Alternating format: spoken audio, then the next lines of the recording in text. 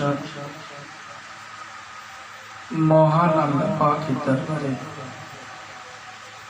তার সাথে আমার আপনার আকা দো জাহানের বাদশাহ रहमतुल्लिल आलमीन साफिए मजनबी हजरत मोहम्मद रसूलुल्लाह सल्लल्लाहु अलैहि वसल्लम पाक कदमे लाखों दुरूद और लाखों सलाम। দীর্ঘক্ষণ মেজো সরকারের বক্তব্য শুনছিলেন। একটা কথা মনে রাখবেন,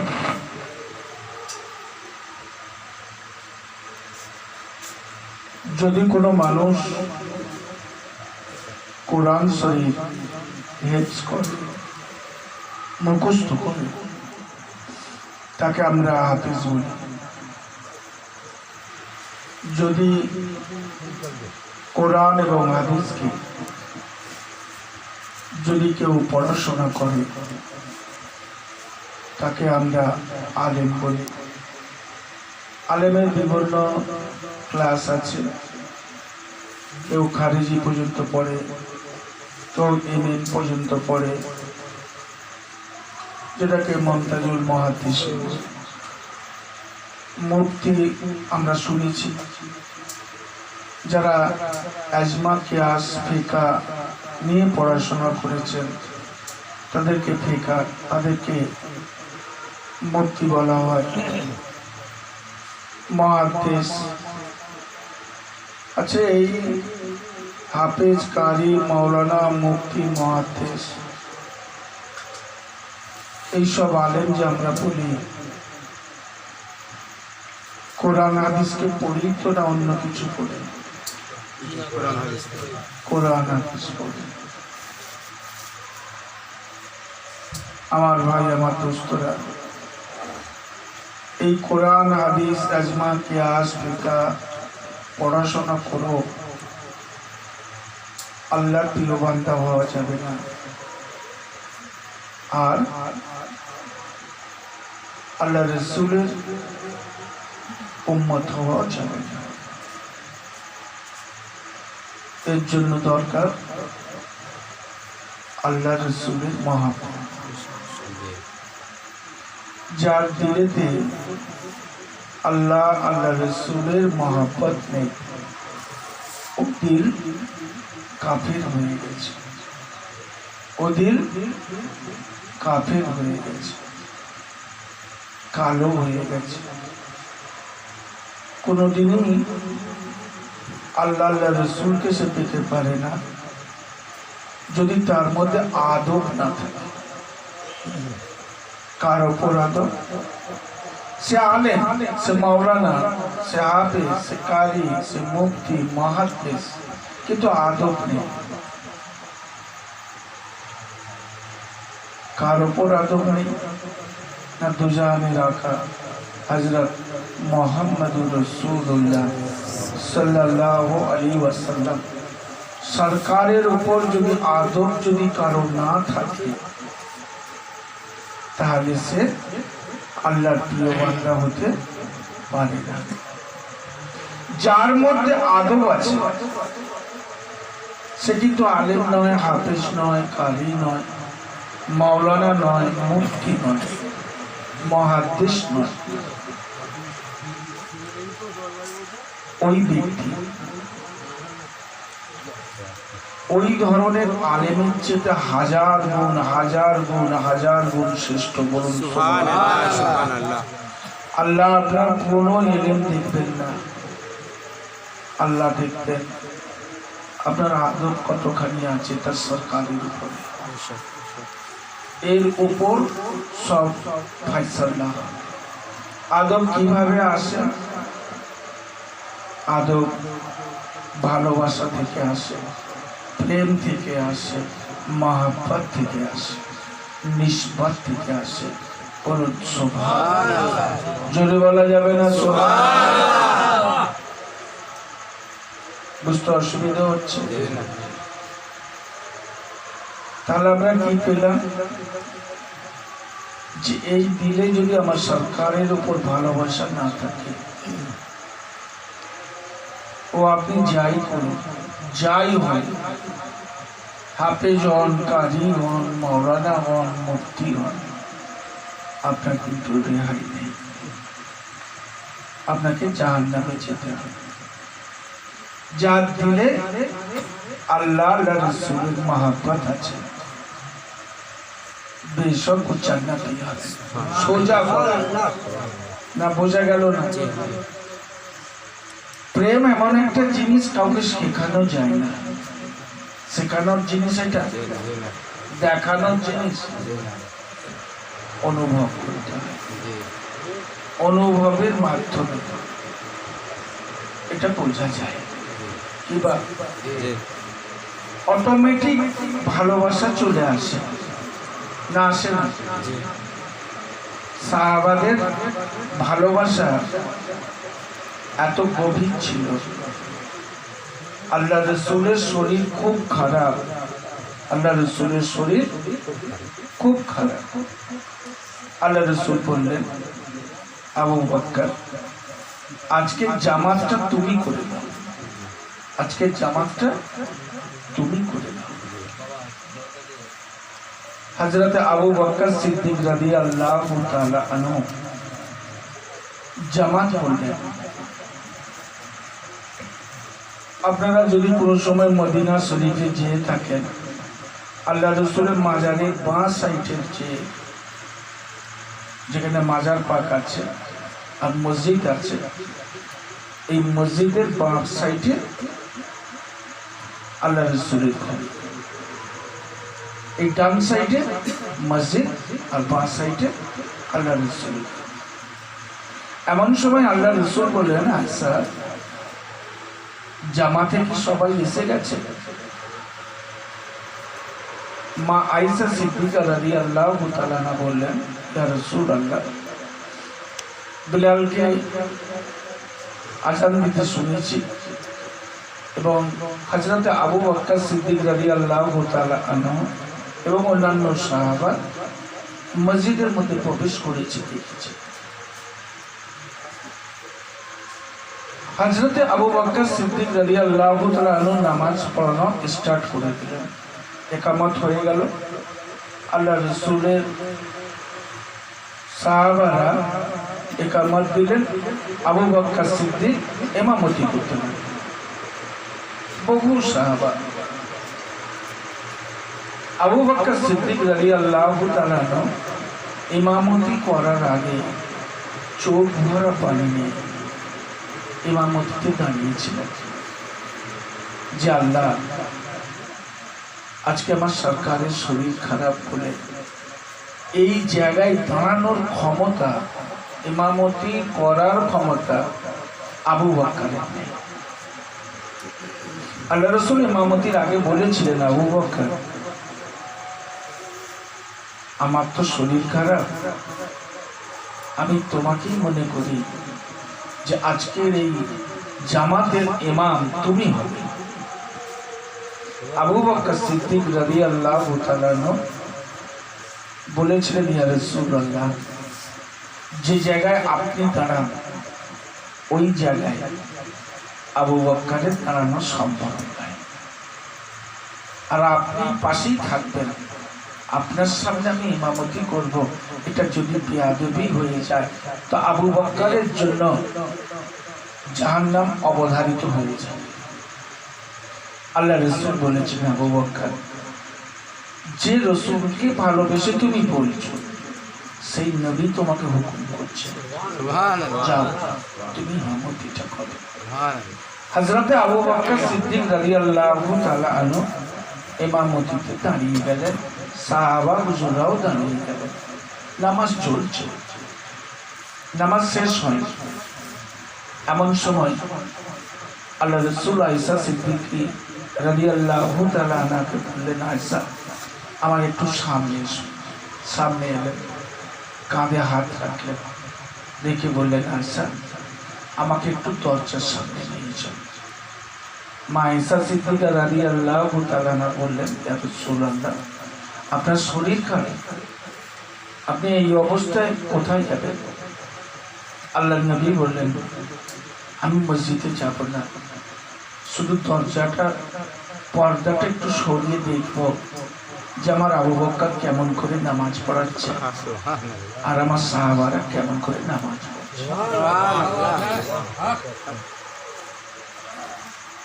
এই ঘর, এই মসজিদ এমন সময় আল্লাহর নবী দরজার সামনে এসে পর্দাটাকে সরালেন। সরিয়ে যখন দেখছেন পিছনে যে কাতার ছিল, সাহাবা হুজুররা ছিলেন পিছনে যে কাতারে, দরজার সামনাসামনি, হঠাৎ যেন একটা আওয়াজ পেল। একজন সাহাবা পিছন দিকে চেয়ে দেখেন যে আমার সরকার মুখ বেরিয়ে দেখছে। ওই সাহাবা ইমামের দিকে মুখ করে দাঁড়ায়। প্রত্যেক নামাজি কি করে? ইমামের দিকে তো মুখ করে দাঁড়ায়। ইমামের দিকে মুখ করে দাঁড়িয়ে আছে, কিন্তু ওই সাহাবা দেখার সাথে সাথে মুখটাকে আমার সরকারের দিকে করে।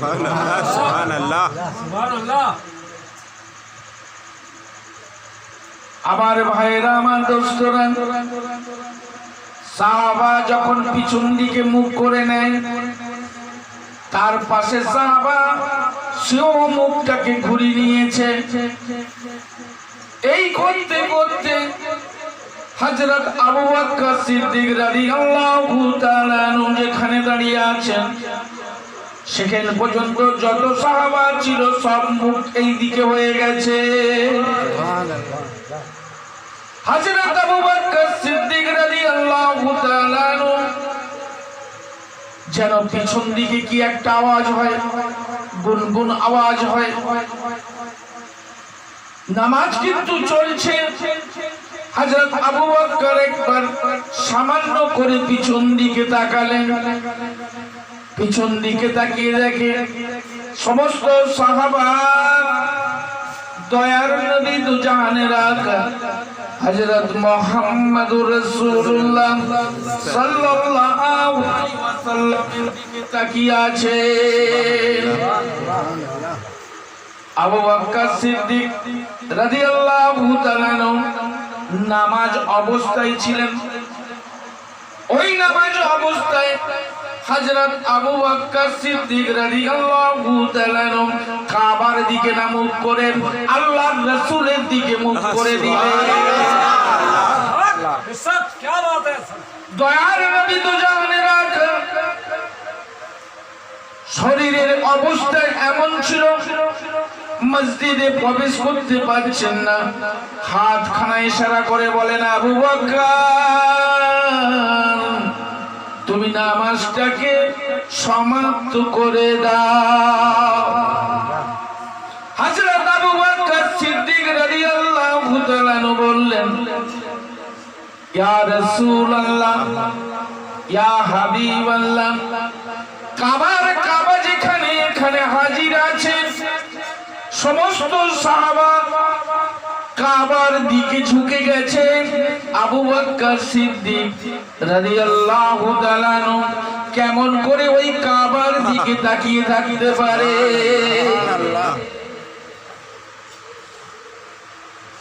আল্লাহর নবী তখন কেঁদে ফেলেছিলেন।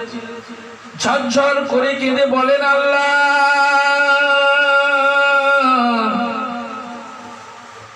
আমার এই সাহাবাদের তুমি রহমতের কোলে আশ্রয় দাও। সুবহানাল্লাহ। আল্লাহর নবী বলেছিলেন, আবু বকর ও আমার সাহাবারা, যেভাবে তোমরা ভালোবাসার নিদর্শন দেখালে, আল্লাহ পাক রব্বুল আলামিন নিশ্চয়ই তোমাদের ক্ষমা করে দেবে। ওই অবস্থায় আবু বকর সালাম ফিরিয়ে দিলেন। আল্লাহর রাসূল কোনদিন বলেননি আবার নামাজটা ধরিয়ে নাও। কাবার দিকে মুখ থেকে অন্য দিকে মুখ চলে যাচ্ছে। আল্লাহ রাসূল বললেন না যে নামাজটাকে ধরিয়ে না, তোমরা এদিকে কেন নামাজ পড়তে পড়তে তোমরা এদিকে চেয়েছো, নামাজ বেকার হয়ে গেছে, এই কথা বললেন না। হাদিস পাকে এসেছে, সহিহ হাদিসের মধ্যে এই কথা এসেছে। এটা ছিল তাদের ভালোবাসা, এটা ছিল তাদের ভালোবাসা। আল্লাহর নবী একদিন বলেছিলেন, আবু বকর তুমি তৈরি থেকো, মক্কা ছেড়ে মদিনায় একদিন আমাকে যেতে হবে।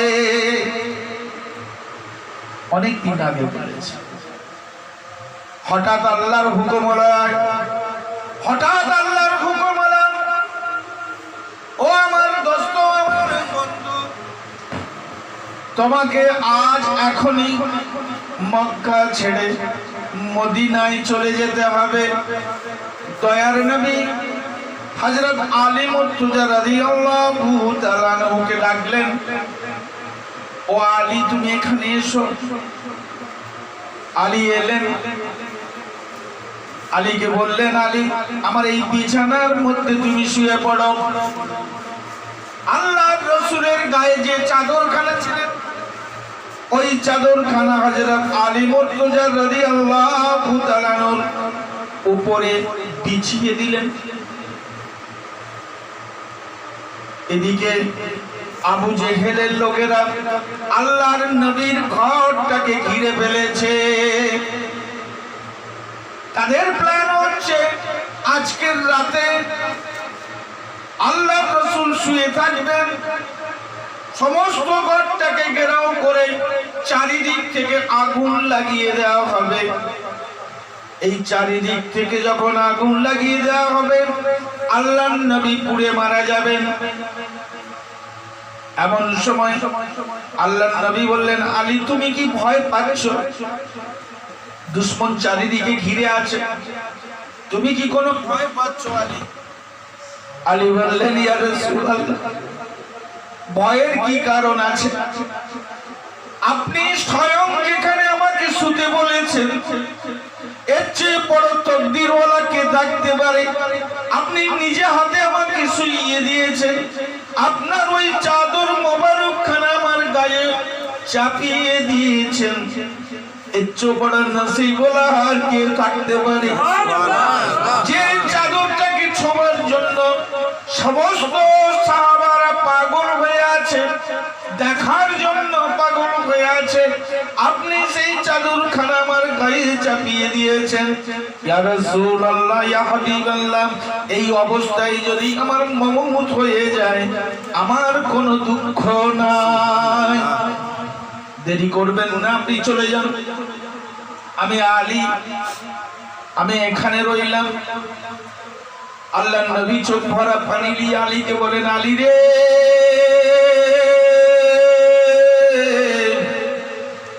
আমি এই শত্রুর মধ্যে তোমাকে আমি ছেড়ে চলে যাচ্ছি। আয় আলী, তুমি জীবনের পরোয়া না করে যেভাবে আজকে তুমি ভালোবাসার নিদর্শন তুমি দেখালে, আলী রে, কাল কিয়ামতের ময়দানে, কাল কিয়ামতের ময়দানে তুমি আমার করিব থাকবে। সুবহানাল্লাহ। আল্লাহ নবী চলে যাচ্ছেন রাত্রি গভীর, তখনকার শত্রুপক্ষ চারিদিকে ঘিরে রয়েছেন। আল্লাহর নবী চলে যায়, আল্লাহর রহমতে শত্রুপক্ষ আল্লাহর নবীকে চিনতে পারলেন না, বুঝতে পারলেন না। আল্লাহর নবী কি করলেন? হযরত আবু বকরের ঘরের কাছে গেলেন, চিন্তা করছেন, যা আল্লাহ, আমার আবু বকর হয়তো শুয়ে পড়েছে, যেহেতু গভীর রাত, আমার আবু বকর জেগে থাকতে পারে না, হয়তো শুয়ে পড়েছে, আমি কেমন করে আওয়াজ দেব? শত্রুপক্ষ চারিদিকে ঘোরাফেরা করে, যদি আমার আওয়াজ পেয়ে যায় তাহলে আমারও জান যাবে, আবু বকরও জান যাবে। এমন সময় আল্লাহর নবী আস্তে আস্তে আস্তে আস্তে আবু বকর সিদ্দিক রাদিয়াল্লাহু তাআলা আনহুর ঘরের চৌকাঠের সামনে গেলেন। আবু বকর সিদ্দিক রাদিয়াল্লাহু তাআলা ঘরের চৌকাঠের সামনে গেলেন। ঘরের চৌকাঠের সামনে কি এমন সময় আওয়াজ দেবে, ঠুকতে যাবে কি, আঙুল দিয়ে আস্তে আস্তে দরজায় ধাক্কা দেবে কি, এমন সময় দরজা খানা খুলে গেল। এমন সময় দরজা খানা খুলে গেল, আওয়াজ আসলো, আসসালামু আলাইকুম ইয়া রাসূলুল্লাহ, আসসালামু আলাইকুম ইয়া হাবিবুল্লাহ। আল্লাহ রাসূল তাজ্জুব হয়ে গেল। আবু বকর, তুমি কেমন করে জানলে, কেমন করে বুঝলে যে আমি নবী মুহাম্মদ এসে গেছি এখানে? তুমি কেমন করে জানলে, কেমন করে বুঝলেন? হযরত আবু বকর সিদ্দিক রাদিয়াল্লাহু তাআলা আনহু বলেন, ইয়া রাসূলুল্লাহ, ইয়া হাবিবাল্লাহ, আপনি যখন ওই পাখানা, আপনার ওই কদমখানা, পবিত্র আপনার কদমখানা যখন আমার এই ঘরের মধ্যে রাখেন, নিস্তব্ধ নিঝুম রাতে আপনার পায়ের আওয়াজ শুনে আমি চিনতে পেরেছি আমার দয়ার নবী এসে গেছে, কামলিওয়ালা এসে গেছে। আর আপনি আমাকে অনেকদিন আগে বলেছিলেন, ইয়া রাসূলুল্লাহ, ওগো আবু বকর, এমন একটা দিন আসবে আমার উপর জুলুম হবে, আল্লাহর হুকুম হবে, হিজরত করতে হবে, কাবা শরীফ ছেড়ে দিয়ে মদিনায় আমাকে চলে যেতে হবে। ও আবু বকর সিদ্দিক রাদিয়াল্লাহু তাআলা, তুমি তৈরি থেকো ইয়া রাসূলুল্লাহ।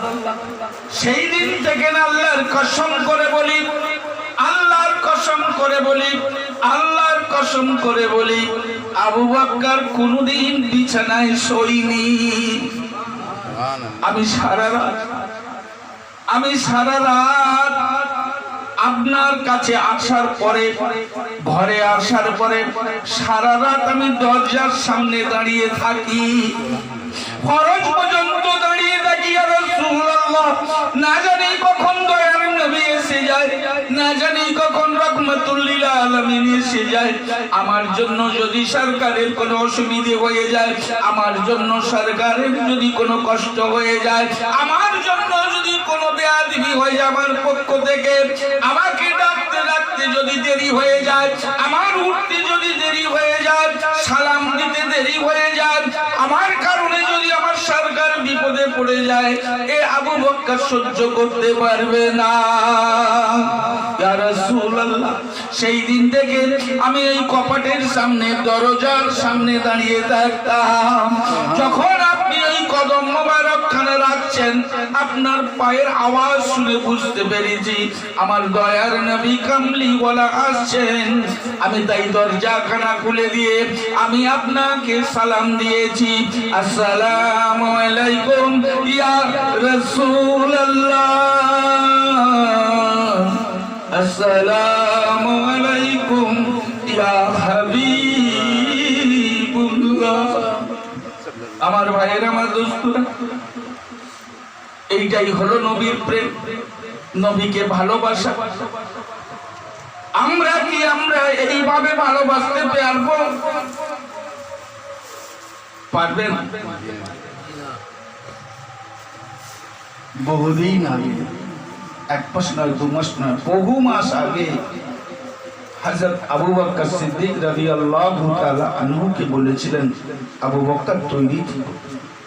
সেই দিন থেকে তৈরি ছিলেন, ঘুমাননি। সারাদিন ইসলামের কাজ করেছেন, সারা রাত জেগে সরকারের জন্য দাঁড়িয়েছিলেন। বলেন সুবহানাল্লাহ। সাহাবা আল্লাহ রাসূল কি ভালোবেসেছিলেন, মুরিদ তার পীরকে ভালোবাসবে, আশিক তার মাসুককে ভালোবাসবে। এই ভালোবাসা যদি না থাকে তো আমাদের জীবনটাই তো বেকার। কিছু দাম আছে, টুপির দাম নেই, দাড়িরও দাম নেই, পিরহানেরও কোনো দাম নেই, কোনো কিছুর দাম নেই, না আলেমের দাম আছে, না হাফেজের দাম আছে, না কারির দাম আছে, না মুফতির দাম আছে, না মুহাদ্দিসের দাম আছে? কোনো কিছু দাম নেই যদি নবীর মহব্বত আপনার দিলে না থাকে। বলবেন না সুবহানাল্লাহ? জোরে বলা যাবে না? কি বোঝা গেল? আপনি ভাববেন হাফেজ, কারি, মৌলানা, মুফতি, মুহাদ্দিস এত ইলমের দরিয়া হয়ে গেছে, শিওরে পাবে না? না, পাবে না। আপনি কি জানেন হযরতে হুসাইন রাদিয়াল্লাহু তাআলা আনহু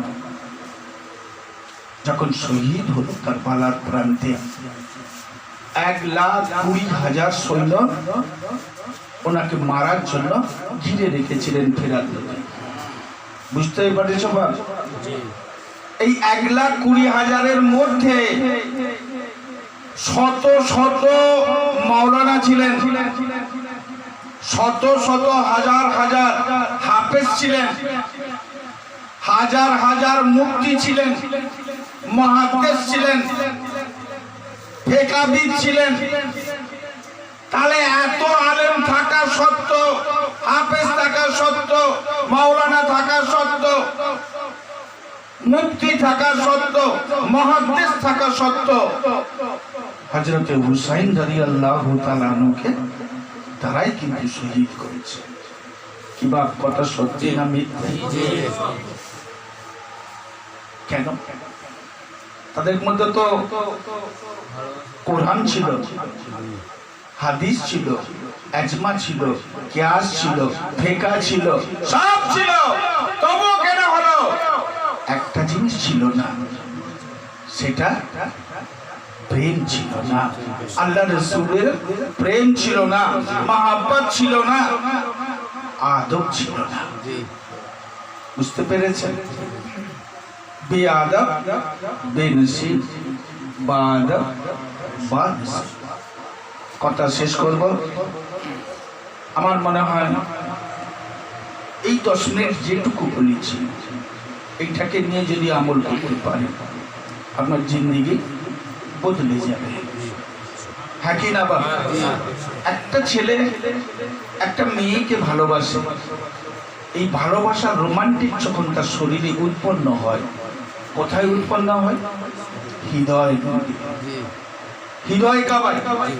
কথা সত্যি না মিথ্যে? এই হৃদয় কাঁপায় যখন তার মনের আইনায়, যখন ওই মেয়েটার ভালোবাসা জেগে ওঠে, গোটা শরীরটা তার রোমান্টিক হয়ে যায়। না হয় না? হয় না? হয় না? তো আল্লাহ রাসূলের প্রেম আর ভালোবাসা আপনার হৃদয়ের মাঝে যখন স্থাপন করবেন, তার রোমান্টিকটা, তার উজ্জ্বলতা, তার নূরটা, তার ফায়েজটা, তার বরকতটা, তার রহমতটা পা থেকে মাথা পর্যন্ত আপনার রোমান্টিক হয়ে যাবে। কথা সত্যি না মিথ্যে? এইটুকু জানলেই যথেষ্ট। এইবার আপনি সরকারের সঙ্গে যদি প্রেম করেন তো আপনার ওই হবে, মুর্শিদের সঙ্গে যদি প্রেম করেন তাই হবে, আল্লাহর সঙ্গে যদি প্রেম করেন তাই হবে। তবে একটা কথা, আল্লাহ রাসূলের সঙ্গে প্রেম করার আগে পীর ও মুর্শিদের সাথে আগে প্রেম করতে হবে। কারণ ভুল ভ্রান্তি যদি হয় তিনি বুঝিয়ে দিতে পারবেন, কিন্তু আল্লাহর কাছে যদি ভুল ভ্রান্তি হয়ে যায় সেটা কার্যকারী হবে না। হবে? আপনার 4 রেখার নামাজ আপনি 2 রেখাত পড়লেন, হবে? কবুল হবে? বলুন না। আপনি সব করলেন, নিয়ত করলেন না, হবে? আপনি সব করলেন, আত্মাইয়াতও করলেন না, হবে? আপনি নামাজের সব আহকাম হুকুমগুলো মেনে চললেন, কিন্তু দেখা গেল তসবিহ পড়া ভুলে গেছেন, হবে? কোনো একটা যদি ছাড় হয়ে যায় তাহলে কবুল হবে না।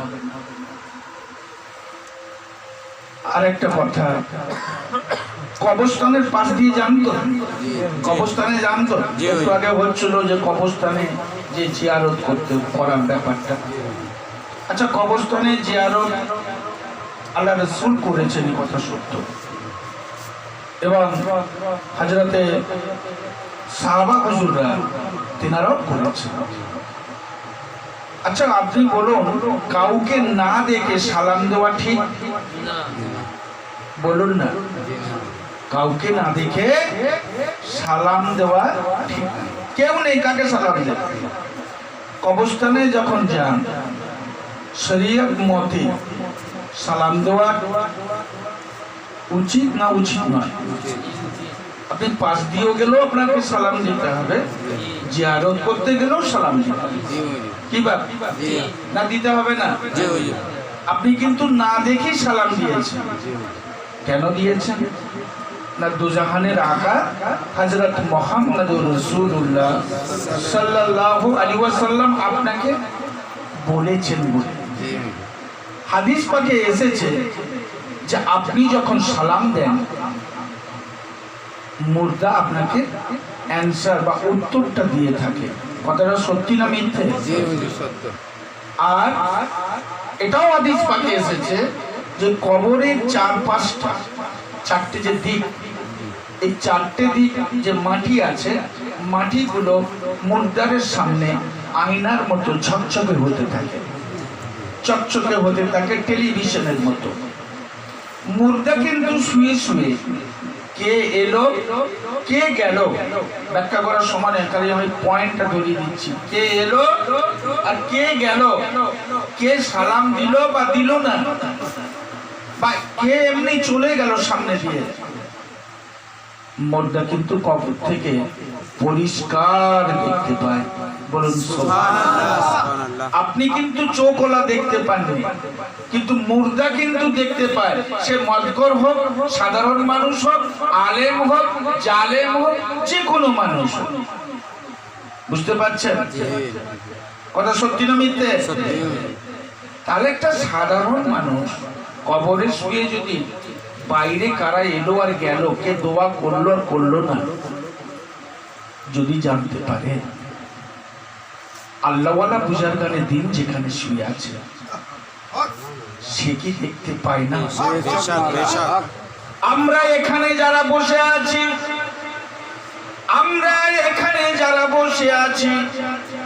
হামিদ স্যার রহমাতুল্লাহ আলাইহি আমাদের দেখতে পাচ্ছে না পাচ্ছে না? একটা মদখোর যদি দেখতে পায়, হাদিসের আলফাজ, তাহলে আল্লাহওয়ালা বুঝার গানে দিয়ে কবর থেকে, মাজার থেকে উনি আমাদের দেখতে পাচ্ছে না পাচ্ছে না? কিবা কিন্তু জেনে রাখবেন, এই যে এসেছেন বা এসেছি, আমরা এখানে বসে আছি, আমার সরকার দেখছে, ফাইসাল্লাটা কিন্তু আদবের দেখে কিন্তু ফাইসাল্লা হবে। আমরা এখানে এসেছি, কথা সত্য, আপনার রেজাল্টটা আউট হবে আদবের উপর নির্ভর করে। বেআদবের সাথে যদি আমরা এখানে বসি, বেআদবের সাথে যদি আমরা চলি, বেআদব মন নিয়ে, মনস্ক নিয়ে যদি এখানে থাকি, ফাইসাল্লা তার উল্টো হবে, আল্লাহর করম সে উল্টো হবে। আর যদি আদবের সাথে এখানে আমরা বসি, তাহলে কি হবে? তাহলে কি হবে? তাহলে ফাইসাল্লাটা আমাদের ভালো হবে। যেসব ফায়েজ বরকতের কথা মেজর সরকার বললেন, সেটাই আমাদের। কি বা কথা সত্যি না মিথ্যে? যেমন একটা মেজর সরকার উদাহরণ দিলেন, আমি সেই কথাগুলোকেই টেনে বলছি। সেটা হলো এই যে হাজী সাহেব যখন আসেন, আমরা গ্রামের মানুষ, তার সঙ্গে মুসাফা করি না? এই উদ্দেশ্যে করি যে তুমি আল্লাহর ঘরকে দেখে এসেছো, আর সরকারের মাটিকে তুমি ছুঁয়ে, তোমার হাতে মদিনার স্পর্শ হয়েছে। আমি যেতে পারিনি এ কথা সত্য। হে দুজাহানের বাদশা, দুজাহানের নবী, তোমার এক উম্মত কিন্তু সেখানে তাকে ডেকে নিয়েছে, তোমার মাটির সঙ্গে স্পর্শ হয়েছে। ওই হাতের সঙ্গে যদি একটু হাত লাগে, আল্লাহ তোমার এই হাজি যে মেহমান করে, আল্লাহ তুমি তাকে মেহমান করে ডেকেছো বলি সে হয়ে গেছে। এই মেহমানের সদকায় আর দুজাহানের আকার ওই মাটির বরকতে, ছোঁয়ার বরকতে আল্লাহ আমার জীবনের গুনাহকে তুমি মাফ করে দাও। আল্লাহ রাসূল হাদিস পাকে বলেন, কোন মানুষ যখন আল্লাহর ঘরকে দেখার পরে, হজ করার পরে মদিনায় এসে যখন আমার জিয়ারত করে, ও কাবা দেখে এসেছেন, আর ইসলামের রূহ কিন্তু এইখানে রয়েছে মদিনায়। একবার যখন আমার এই জায়গা থেকে ঘুরে চলে যান, তার সঙ্গে যখন কেউ সম্মানজনক দেখানোর জন্য যার হাতে যখন মুসাফা করতে দেখেন, তার জীবনের গুনাহকে আল্লাহ পাক রব্বুল আলামিন মাফ করে দেন। কথাটা সত্যি না মিথ্যে? এই জন্যই তো করি, এই জন্যই তো মুসাফা করি হাজী সাহেবের সাথে, না অন্য কথা রে? আমি একটা কথা বলি, যে হাজী সাহেব গেলেন মদিনায়, আমার সরকারকে হয়তো দেখেননি, কিন্তু মদিনার মাটিকে স্পর্শ করেছে। তার হাত কতদিন বাদে আসছে? 15 দিন বাদ, 20 দিন বাদ, 10 দিন বাদ, 5 দিন বাদ হাজী সাহেব আসছে। তার আগে কতবার যে হাত ধুয়েছে তার ঠিক নেই। কথা সত্যি না মিথ্যে?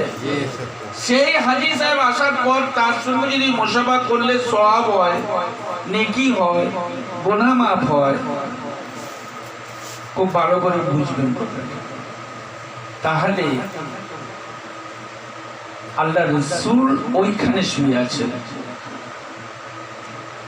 নায়েবে রাসূল এইখানে শুয়ে আছেন। তাহলে এই জায়গাকে স্পর্শ করলে তাহলে কি আমাদের আল্লাহর রহমত করবে না? এই বিশ্বাস আছে না নেই? আর তার কব্বা মুবারককে যদি একবার বুশা দিই,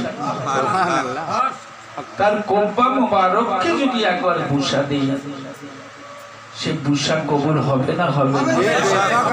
নারে তাকবীর, নারে সালাম, ইয়া রাসূলুল্লাহ, নারে হায়দারি, ইয়া আলী, নারে হায়দারি, ইয়া আলী, বাস কদামা नहीं छोड़ेंगे, आजा कदामा नहीं छोड़ेंगे, हमेशा कदामा नहीं छोड़ेंगे, हमेशा कदामा नहीं छोड़ेंगे। नारे तकबीर, अल्लाहु अकबर, नारे सालाम, या রাসূলুল্লাহ, नारे হায়দারি, ইয়া আলী। আল্লাহ রাসূল বলেন, যে আমার রওজার সামনে এলো, খুব ছোট্ট ছোট্ট কথা, খুব দামি কথা, যে আমার রওজার সামনে এলো, আমার রওজা মুবারককে দেখলো, হয়তো আমাকে দেখতে পেল না, আমি দুজাহানের আকা আল্লাহর কসম করে বলে যাচ্ছি, আমি কিন্তু দয়ার নবী তাকে দেখে। আমার নবী যদি আল্লাহর বান্দাকে যদি দেখে নিতে পারে, নায়েবে নবী কি আমাকে আপনাকে দেখে? এই বিশ্বাস আছে না নেই? এটাই হলো আহলে সুন্নাতুল জামাতের কথা। আচ্ছা, এখানে এত লোক বসে আছে, আমরা সবাই বলি যে আহলে সুন্নাতুল জামাত, কিবা আর বাকি জামাত গুলো আকীদা ভালো নয় বলি না, বলি না, জামাত ইসলাম ভালো নয়, তবলিগ জামাত ভালো নয়, এ ভালো নয়, ও ভালো নয়, আমরা বলি তো। এখন কথা হচ্ছে, আপনাদের কাছে একটা প্রশ্ন করি, সবাই এখানে আহলে সুন্নাতুল জামাত কারা? কাকে বলা হয়? কি করলে আহলে সুন্নাতুল জামাত হয়? কেউ বলতে পারবে? ইসলামের তো 5টা স্তম্ভ, নামাজ, রোজা, হজ, যাকাত, কালেমা। কি বা খুব দামি কথা রে বাবা, তিনি বললেন এই 5টা পৃথিবীতে যত দল আছে কেউ বাদ দিয়েছে? বলেন না, একটা তো বাদ দিয়েছে? তবলিগ জামাত এই 5টার মধ্যেই কায়েম আছে না নেই? জামাতে ইসলাম 5টার মধ্যে কায়েম আছে না নেই? খারিজি এর মধ্যে কায়েম আছে না নেই? আইলে হাদিস এর মধ্যে কায়েম আছে না নেই? যারা এই মাজারে ভালোবাসে তারাও এতে কায়েম আছে না নেই? তাহলে আপনি দেখে খারাপ বলছেন কেন?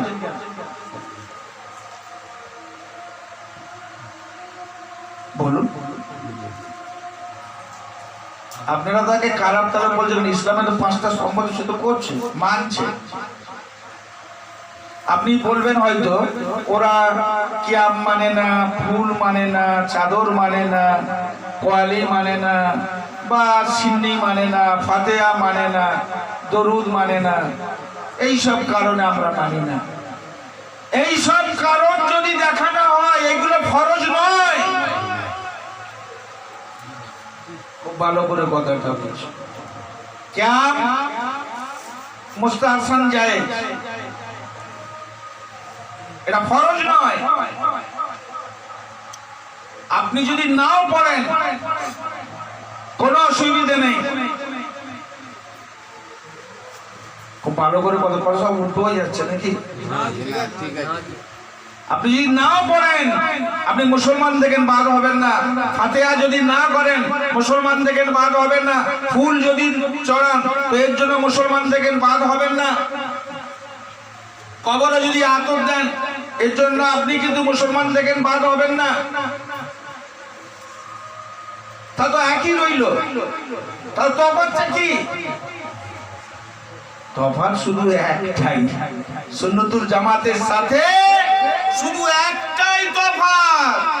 সেই তফাৎটা হলো যে আল্লাহ রসুলের সম্বন্ধে গোস্তাকি এরা করে, গোস্তাকি দেখায়। আহলে সুন্নাতুল জামাত জান দিয়ে দেবে, কিন্তু গোস্তাকি আল্লাহ রসুলের উপর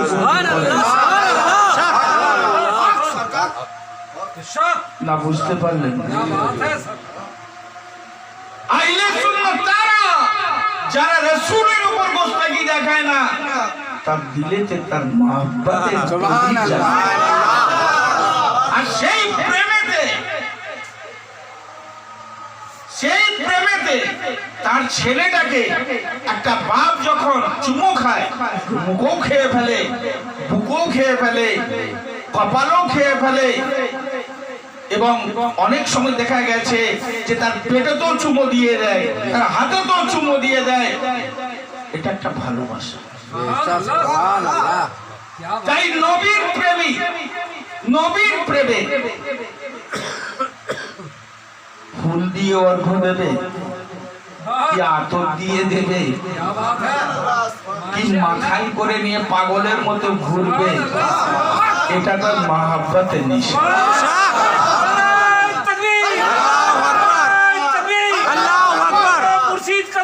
नहीं छोड़ेंगे, पीर और मुर्शिद का ज़मान नहीं छोड़ेंगे, हमीद साहब बाबा का ज़मान नहीं छोड़ेंगे।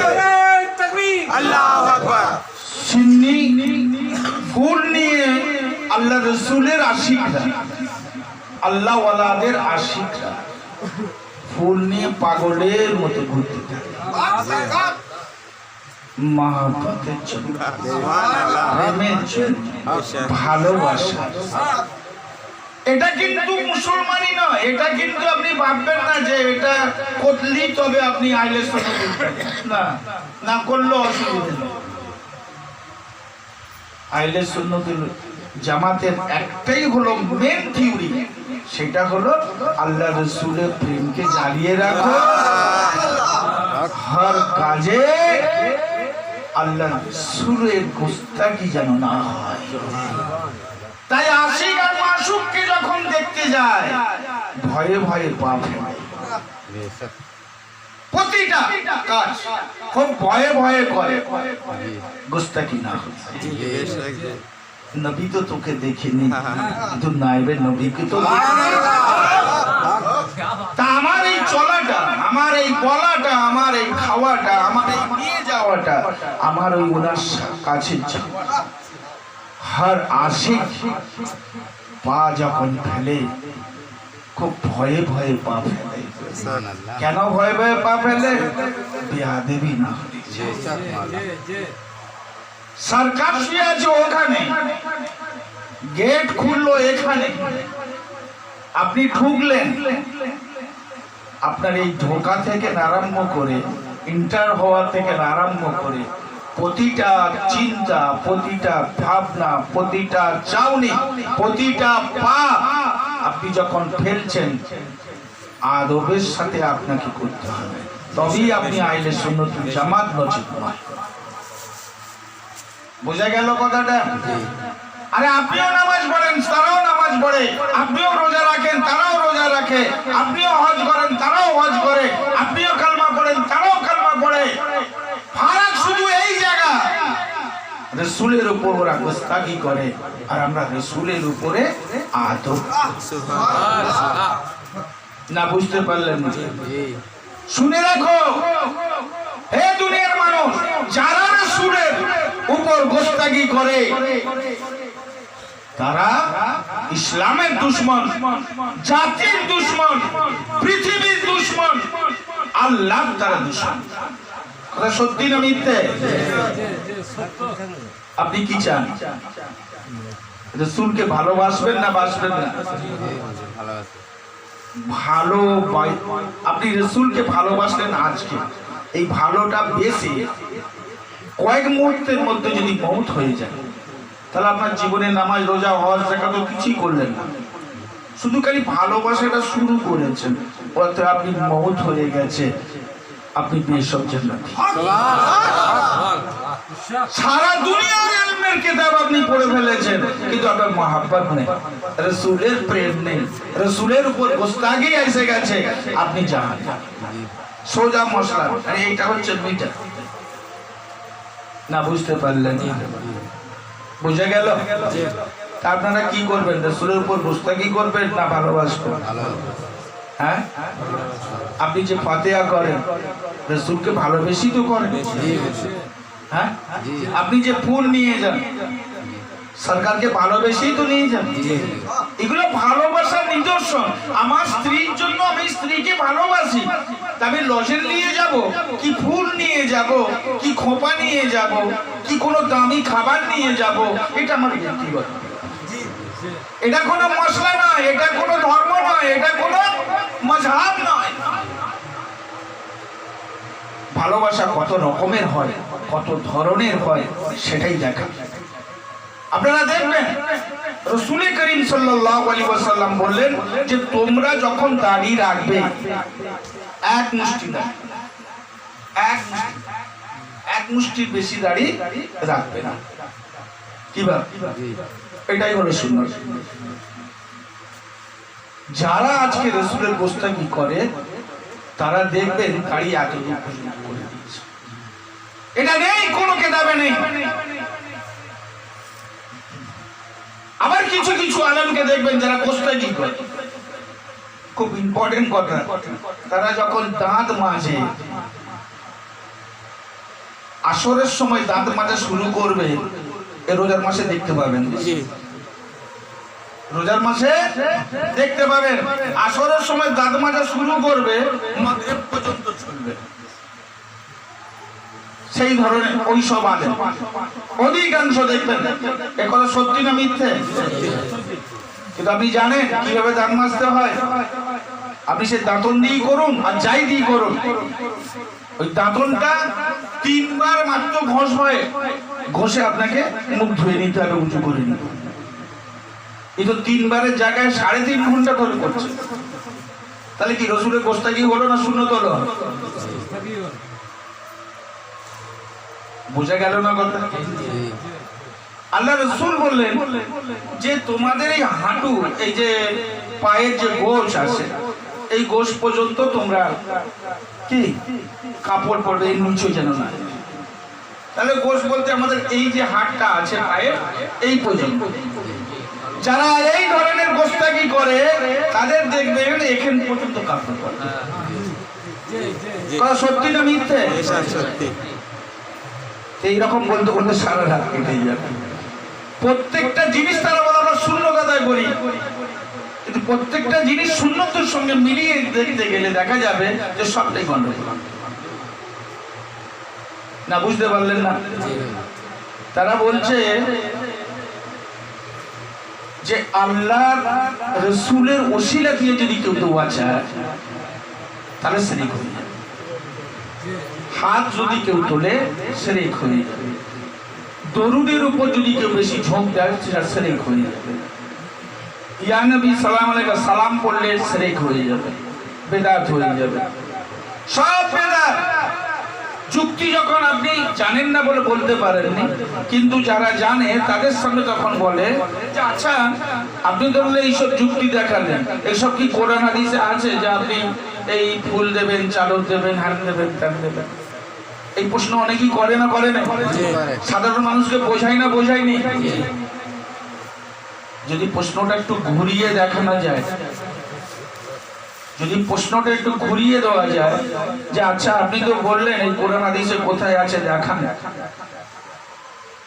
আরে বাবা, এই হামিদ স্যার মাজার তো হয়েছে 5 সালে, 2005-এ। তো আপনি যদি সেই 1400 বছর আগের কথা বলেন কোরআনে কোথায় আছে, কখন হামিদ স্যার মাজার হয়েছে? যে তখন তো মাজার হয়নি। তাহলে এটা তুমি দেখেন কোরআনে আসবে কি করে? কি বল, কোরআনে আসবে? তো আপনি বললেন যে কোরআনে কোথায় আছে, ঠিক আছে, আপনি বলুন যে কোরআনে কোন জায়গায় আছে যে ফুল চাদর দেওয়া যাবে? তাই তো ঝামেলা বেঁধে যাবে। আমি দেখাবো কি? তুমি যখন বলছো তো তুমি দেখাও যে কোথায় আছে ফুল আর চাদর বলে শব্দ লেখা আছে কোন জায়গায় যে দেওয়া যাবে। নাম্বার 1। নাম্বার 2 হচ্ছে যে ফুল আর চাদর আল্লাহ রসুল বলছেন যে খুশবুদার জিনিস আল্লাহ রসুল সবচেয়ে বেশি পছন্দ করতেন, খুশবুদার জিনিস। তো কোনো আল্লাহওয়ালাকে, কোনো বুজুর্গানের দিনকে যদি খুশবুদার আল্লাহ রসুল যেখানে পছন্দ করে, নবী যেখানে পছন্দ করে, নায়েবে নবী সেটা পছন্দ করবে না, করবে না? সেটাই তো পছন্দ করবে যে। তাহলে সেই খুশবুদার জিনিস যদি দেওয়া হয় তাহলে কি অন্যায় করা হবে? কি ভাব? সারা পৃথিবীতে আচ্ছা এই আল্লাহওয়ালা হলো কি করে? যে কোনো আল্লাহওয়ালা হয় কি করে? কোরআন কিন্তু একটা লেখা, কোরআন শরীফ একটা লেখা আছে আমাদের সামনে। কি ভাব? কথা সত্যি না মিথ্যে? ওই কোরআনের জ্বলন্ত ব্যাখ্যাকারী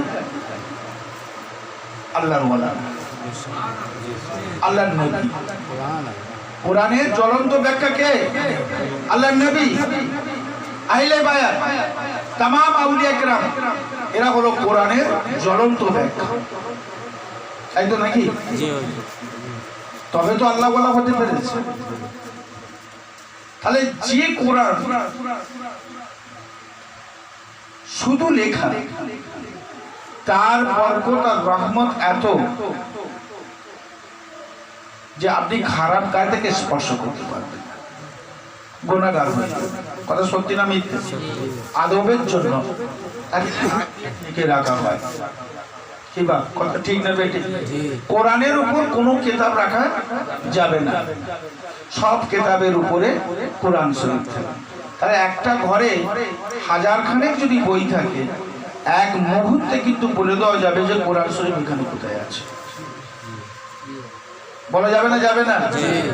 কি দেখে আমরা বুঝলাম যে গ্লাভটা দেওয়া আছে, তাহলে এই কোরআন শরীফ একটা লেখা কিতাব, সেই কিতাবটা ইজ্জত দেওয়ার জন্য আমরা কাপড়টাকে জড়িয়ে রাখি, গ্লাভ দিয়ে রাখি। কথা সত্যি না মিথ্যে? যাতে করে মানুষ বুঝতে পারে এটা কোরআন শরীফ, বেয়াদবি না করে থাকে। আল্লাহওয়ালার দরবারে যখন একটা চাদর দেওয়া হয়, ওনার চাদরের কোনো প্রয়োজন নেই, আমার জ্বালায় আমরা দিই। যে আমরা যখন চাদরটা দিই, আমরা এইটুকুই বোঝাতে চাই যে এটা মদখোরের কবর নয়, এটা আমলোকের কবর নয়, এটা নায়েবে নবী, এটা নায়েবে রাসূলের মাজার। এটা কিন্তু মদখোর সাধারণ মানুষের নয়। রাস্তা দিয়ে যদি কেউ চলে যায়, যেমন মসজিদের মিনার থেকে যেমন নামাজ পড়ার জন্য ঢুকে, আপনি কোথায় ঘর? বলো আমার ঘর অনেক দূর, আমি রাস্তা দিয়ে যাচ্ছিলাম, মসজিদের মিনারটা দেখে বুঝে নিয়েছি তাই জুম্মার টাইম হয়ে গেছে, আমি এখানে চলে। আল্লাহর প্রেমিক যারা, রাসূলের প্রেমিক যারা, তারা যখন রাস্তা দিয়ে যেতে থাকে, আল্লাহওয়ালার মাজারকে যখন সামনে দেখতে পায়, অর্থাৎ ওই কাপড় দিয়ে ঢাকা আছে, সঙ্গে সঙ্গে দাঁড়িয়ে যায়, আর সঙ্গে সঙ্গে দাঁড়িয়ে যে তারা জিয়ারত করতে থাকে। যত জিয়ারত করতে থাকে, ফায়েজ আর রহমত বরকত আল্লাহ পাক রব্বুল আলামিন ওই ওলির ওসিলা দিয়ে আল্লাহ তার সিনার মধ্যে দিতে থাকে। বলুন সুবহানাল্লাহ। কিতাবে এসেছে হিন্দিল ওলি আতায়ে রাসূল খাজা মাইনুদ্দিন চিশতি হাসান সঞ্জারি রহমাতুল্লাহ আলাইহি আজ মদিনা থেকে যখন এই ভারতবর্ষে আসেন, রাস্তার মধ্যে হাজার হাজার ওলির দরবারে উনি জিয়ারত করতে এসেছেন। বলুন সুবহানাল্লাহ। তাহলে আমরা কি ভুল করলাম না ঠিক করলাম? তাহলে মানুষ কি হবে? যারা প্রেম পিয়াসী তারা কিন্তু দাঁড়িয়ে যাবে, তারা কিন্তু ওখানে জিয়ারত করতে থাকবে, আর জিয়ারত করে কি ওনার ওসিলা দিয়ে দোয়া চাইতে থাকবে, আল্লাহ তার দামানকে ভরিয়ে দেবে। বলুন সুবহানাল্লাহ। এটা চিনার জন্য এটাই হলো ঘটনা। কথা সত্যি না মিথ্যে? দুধ থেকে যদি আসওয়াদ পাথরকে যদি বুসা দেওয়া হয় হজরতে, সেটা যদি কবুল হয়ে যায়, হাদিস পাকের কথা অনুযায়ী দুধ থেকে যদি আমি সালাম দিই, আমার সরকারের দরবারে যাবে না? যাবে না? যাবে না? হার আশিকের দিলে তার মাসুকের ছবি লুকানো আছে। তার প্রেমের জোয়ার যখন এসে যায়, मस्ती मौला से हो, से किया हारिए ফেলে, কিয়া সে হারি। কথা সত্যি না মিথ্যে? তাই বাবাজি, এই প্রেমের খেলা বুঝতে গেলে আপনাকে প্রেমিক হতে হবে, তবেই আপনি প্রেমের খেলা বুঝতে পারবেন। রংচয় এই দুনিয়ায় রংচয় কথা শুনে কোনো লাভ নেই। আমি 1980 সাল থেকে এই জলসা করছি, বুঝতে পারছেন তো? 1980 সাল থেকে এই জলসা করা আমার স্টার্ট হয়েছে, আর এখন 2021 হয়ে গেল, মতলব 41 বছর হয়ে গেল। আপনারাও জানেন যে আগে আমি কত জলসা করি, এক এক দিনে 4-5টা করে জলসা, গাড়ি নিয়ে তারপর অনেক ওলামায়ে কেরামদের সঙ্গে মিশেছি, অনেক হুজুরদের সঙ্গে মিশেছি, অনেক জায়গায় একসঙ্গে বসে জলসা করেছি। আমার বাড়িতে কত যে আলেম আসতো, কত হুজুর আসতো, তার ঠিক ঠিকানা। রমজানের কথা আমরা জানি, ব্যবসায়ী কথা আমরা জানি, কিভাবে গরম করে দিতে হয় মানুষকে সে কথাও প্রায় যায়। তো 1990 সালে বুঝতে পারলাম এতে করে পয়সা ইনকাম আমার হয়েছে, আমি মানুষ কিন্তু হতে পারি না, বোঝা গেল না? পয়সা ইনকাম হয়েছে কিন্তু মানুষ আমি হতে পারি। 1992 সালে সরকার আমাকে ডাকলেন, ডেকে বললেন, বস, তুই এত ব্যস্ত কেন? বললাম, হুজুর এই অবস্থা, আমার হাল এই অবস্থা। সরকার বললেন, তোর ফ্ল্যাগটা যে গুঁজার কথা ছিল এই জায়গায়, তুই গুঁজে দিয়েছিস এই জায়গায়। চলার কথা ছিল এই রাস্তা দিয়ে, তুই চলে গেছিস, যার জন্যে কিছুই হয়নি। কারণ তোর হৃদয় কাবাটা অন্ধকার হয়ে গেছে। মান সম্মান সব হয়েছে, আলেম বলে তোকে অনেক লোক নিয়েও গেছে, টাকা হাজার হাজার টাকা তোকে নজরানা দিয়েছে, চটকদার কথা বলে তুমি চলে এসেছো, লোক বাহবা দিয়েছে। লাভ কি হয়েছে? লাভ কি হয়েছে? তুমি কি কোনো প্রেমের রস বুঝেছো? কেমন প্রেম কাকে বলে জানো? ভালোবাসা কাকে বলে জানো? কালবে ফায়েজ আর বরকত সম্বন্ধে কিছু বোঝো? দেখেছো আল্লাহর রহমত কিভাবে নাজেল হয়, কিভাবে দয়ার নবী দোজাহানের আকাকে জানা যায়, বোঝা যায়, অনুভব করা যায়, জানো? আমি বললাম, কিন্তু ঘন্টার পর ঘন্টা যদি আমাকে বলতে বলেন তো আমি এখন এই বসে বসে এখন 10 দিন এক টানা বলে চলে যাব। সরকার বললেন, এতে করে আল্লাহ পাওয়া যাবে না। কথাতে আল্লাহ নেই,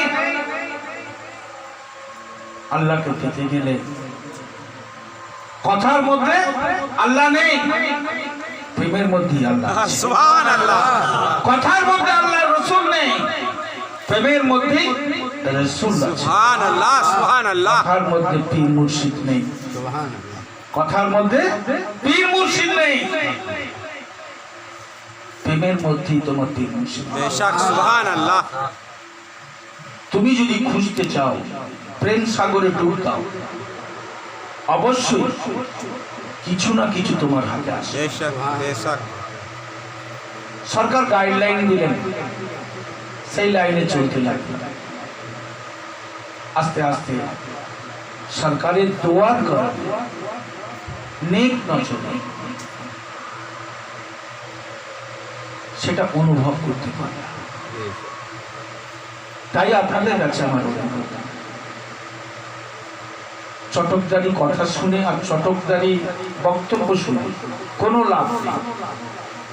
একটাই কথা, শেষ কথা, যার দিলে রাসূলের ভালোবাসা আছে বেড়া পার, যার দিলে ভালোবাসা নেই সে যত বড়ই আলেম হোক আর যাই হোক, তার কোনোদিন রেহাই সে পাবে না। এটা হলো শেষ কথা। আর সেই প্রেমটা কিন্তু করতে গেলে শুরু কিন্তু প্রথম করতে হবে। বুঝতে পারছেন না? কোথা থেকে করবেন? ঘর থেকে করতে হবে। প্রেমটা কেমন এই বোঝার জন্যই এই সংসারের জীবনযাত্রা আমাদের আল্লাহ দিয়েছেন। বোঝাতে পারছি কি কথাটা? আপনার মা আম্মাজানকে আব্বাজানকে যেমন ভালোবাসেন আর স্ত্রীকে যেমন ভালোবাসেন, এই ভালোবাসার স্বাদটা আল্লাহর স্বাদকে বোঝার জন্য এই ভালোবাসার স্বাদটাকে জুড়ে দেওয়া হয়েছে।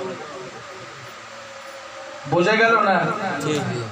নিজের মা, নিজের আব্বা, নিজের স্ত্রী, নিজের ছেলে মেয়ে আপনি যে ভালোবাসেন, এই ভালোবাসাটা বোঝার জন্য, উপলব্ধি করার জন্য এই ভালোবাসাকে আল্লাহ দিয়েছেন। আবার এই ভালোবাসায় যদি আপনি উত্তীর্ণ হতে পারেন, অর্থাৎ হক যদি আদা করতে পারেন, তখন এর সাথে রাসূলের ভালোবাসাটাকে আপনাকে তখন দেখতে হবে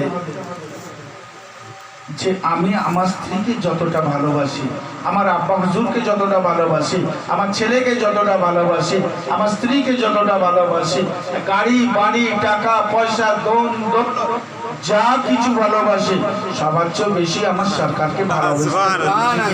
এই হবে। আপনি যদি এই ভালোবাসাটা না বোঝেন, তা ওই ভালোবাসা আপনি বুঝতে পারবেন না, বুঝতে পারবেন না। তো এই দুনিয়াদারির ভালোবাসাটা কেমন আল্লাহ রাসূলের সঙ্গে, না একটা মহাসমুদ্র, সেই মহাসমুদ্রের ভালোবাসা দেখেন এক ফোঁটার ছিটে এই তাতেই কিন্তু মানুষ উথাল পাতাল পাগল। কিবা তাহলে ওই মহাসাগরে যদি একবার ডুব দিয়ে দেয়, খেয়া হারিয়ে যাবে না? কিবা খেয়া হারাবে না? হারাবে না। যত আউলিয়া কেরাম এসেছে সকলেই কিন্তু পাগলের মতো ঘুরেছে, পাগলের মতো খুঁজেছে, তবে তো তারা ওই জায়গায় আসতে পেরেছে। কিবা কিন্তু আপনার আমার মধ্যে পাগলের কিছু লক্ষণ আছে, সব শিয়ানা আমার। কি করে নিজের ভাগ বুঝে নিতে হয় এটা আমরা সবাই জানি। কি গো জানি না? জানি না। বাইরে এক কথা, আমার সামনে আর এক কথা। অনেকেই বলে রে বাবা বুঝতে পারি, করার তো কিছু নেই। কি বলবো, সে তো আমারই ছেলে, সে তো আমারই পীর ভাই, সে তো আমারই এই দরবারের গোলাম, আমিও তো একজন গোলাম। বারবার আল্লাহর কাছে দোয়া চাই যে আল্লাহ আমাকে, তার সাথে সাথে আমার মুরিদানকে এবং আমার আশিক চায়নাওয়ালা যত আছে, ভালোবাসার লোক আছে, আল্লাহ সকলের অপরাধকে আল্লাহ তুমি মাফ করে দাও। সরকার একটু বলছিলেন না, আপনি যাই করুন না দুনিয়ার বুকে আল্লাহ দেখছেন। এ কথা সত্য না মিথ্যে? সত্য না মিথ্যে? সত্য। 2 নম্বর কথা হচ্ছে যে আপনি উম্মত হয়ে যা কিছু করছেন, উম্মতের কান্ডারিকে রাহমাতুল্লিল আলামিন সাফিউল মুজনিবিন হযরত মুহাম্মদুর রাসূলুল্লাহ সাল্লাল্লাহু আলাইহি ওয়াসাল্লাম উনিও আপনাকে দেখছেন, আপনার খবর রাখছেন না। বুঝতে পারলেন না? আর আপনি মুরিদ, আপনার খবর আপনার পীর রাখবে না? কেন আপনি পীরকে তো নায়েবের নবী মনে করে তবে হাত দিয়েছেন, পীরকে তো আপনি নায়েবের রাসূল বলে তবে হাত দিয়েছেন, নাহলে কেন হাত দিতে যেতেন? যেহেতু তাকে নায়েবের রাসূল বলেছেন, নায়েবের নবী মনে করেছেন, বেশক সে আপনার জন্য কিন্তু খেয়াল রাখছে। আপনি কিন্তু ভুলে গেছেন, আপনি 6 মাস আসেননি, দুনিয়ার কোন সমস্যায় আপনি জর্জরিত হয়ে সব ভুলে গেছেন। আপনার সরকার কিন্তু আপনাকে ভুলে গেছে।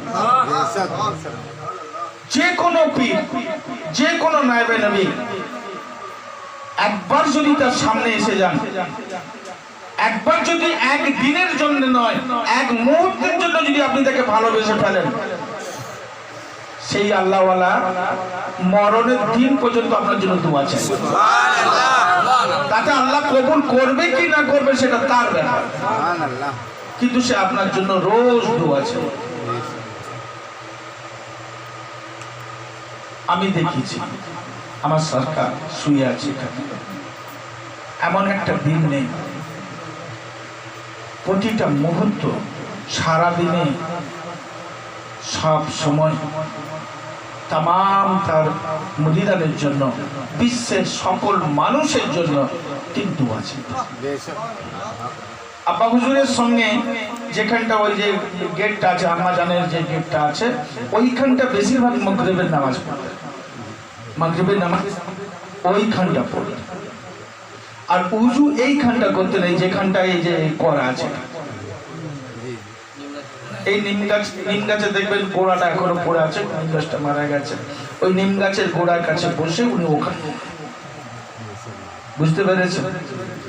আর সেই নামাজে যখন আমরা শরীক হতাম, আব্বা হুজুরের সঙ্গে নামাজ পড়ে ঘন্টার পর ঘন্টা আল্লাহর কাছে কাঁদতেন তাম দুনিয়ার মানুষের জন্য, সকল তার মুরিদ ভক্তদের জন্য তিনি দোয়া চাইতেন। আমার কথা বুঝতে পারা গেছে? এটা হচ্ছে ভালোবাসার প্রতিদান। আপনি যদি তাকে এক মুহূর্ত ভালোবেসে থাকেন, আপনার জন্য কিন্তু সে দোয়া চায়। এবার আপনি পাননি কেন? যদি এতই দোয়া করে তাহলে আপনার হয়নি কেন? সে কিন্তু আপনাকে পানি, আপনি চেয়েছেন, পানি ঢেলেই যাচ্ছে, আর যে পাত্রটা করে আপনি পানি নিচ্ছেন পাত্রের নিচুটা কিন্তু ছেঁড়া। গোটা দরিয়া যদি ঢেলে দেয় পানি থাকবে? পানি যখন থাকবে না আপনি খাবেন কিভাবে? তাহলে পাত্রটা ঠিক করতে হবে, নেবার জায়গাটা জোগাড় করতে হবে। এই নেবার জোগাড়টা হচ্ছে প্রেমের পাত্র, মাহাব্বাতের পাত্র, সবুরের পাত্র। বুঝতে পেরেছেন বা? যাই হোক, রাত অনেক হয়ে গেছে, আমি হয়তো বকতে বকতে 50 মিনিট করে ফেলি, আর নয়। কারণ আপনারা সংসারী মানুষ, আমরা তো এই 1.5 মাস প্রায় জেগে, 1.5 মাস ডেলি জলসা, ডেলি জলসা, ডেলি জলসা চলছে, 1.5 মাস জেগে আছে। আমাদের কোনো অসুবিধে নেই, আমাদের তো পেশাদার মানুষ, কে কয়েক ঘন্টা হলেও অসুবিধে নেই, কিন্তু আপনাদের জন্য অনেক অসুবিধে। তাছাড়া আজকের এই যে রাত, খুব মকামের রাত, এই রাত আর জীবনে আগের বছর আমরা বাঁচবো কিনা, থাকবো কিনা, আল্লাহ আবার এই রাতকে দেখাবে কিনা, বা এই জায়গায় আসতে পারবো কিনা, আল্লাহ সেটা বেহতর জানে। কিবা এই রাতে নফল নামাজ আছে, অনেকেই পড়েন, 2 রেকাত করে যতটা পারবেন করবেন। যারা কোরআন শরীফ জানেন পড়বেন, যারা দরুদ শরীফ জানেন পড়বেন। কিছু যদি না জানেন, শুধু আল্লাহ আল্লাহ এই জিকিরটা করো, অন্তত আল্লাহর কাছে কাঁদুন।